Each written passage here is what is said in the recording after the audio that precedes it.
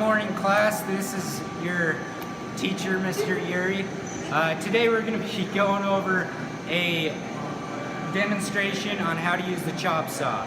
The correct name is a miter saw for woodworking, and so that's what we're going to be working with, but it'll be most commonly called the chop saw. So that's what we're going to go through today. Before we start in with the chop saw, I'm just going to talk a little bit about what you need to be wearing in the shop. So as you can tell, I've got my safety glasses on, I've got my closed-toed shoes, and I've got everything tucked in. I don't have anything hanging out to get caught in any moving equipment. So this is what you need to be wearing in the shop. So let's go over some things with the miter saw. So if you come over here, you can see this is our saw, and the first thing you need to make sure is you have your guards on. So this is the blade guard, and this is our blade here.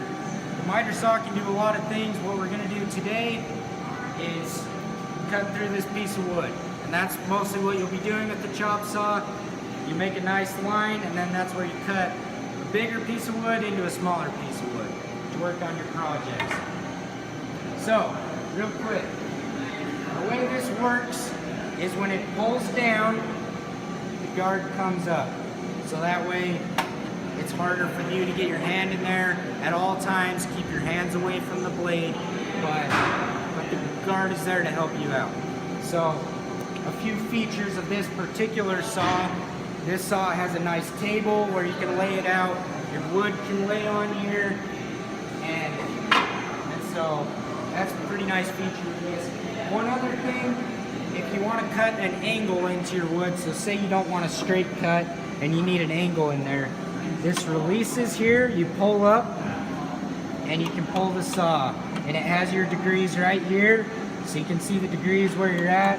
You can move it side to side. Today we're just going to be doing a straight cut.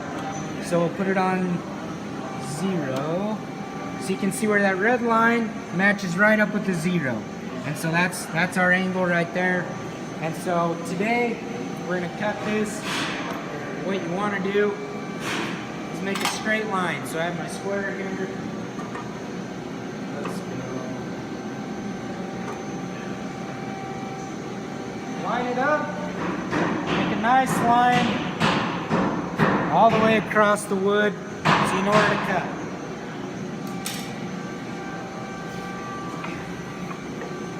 Alright, now that we've gone through a few safety features, we'll go through the operating procedure.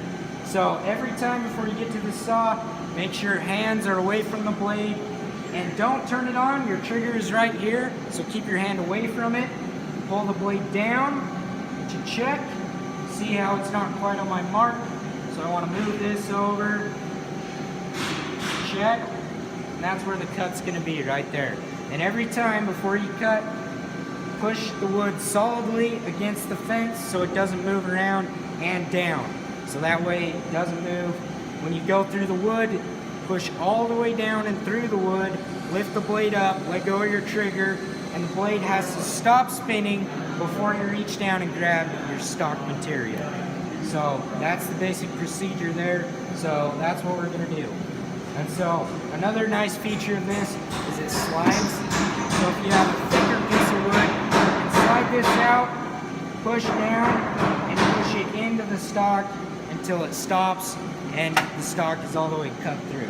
So that's what we're going to do. Pull it down, cut in and through smoothly. You just make sure it's on here. And here we go.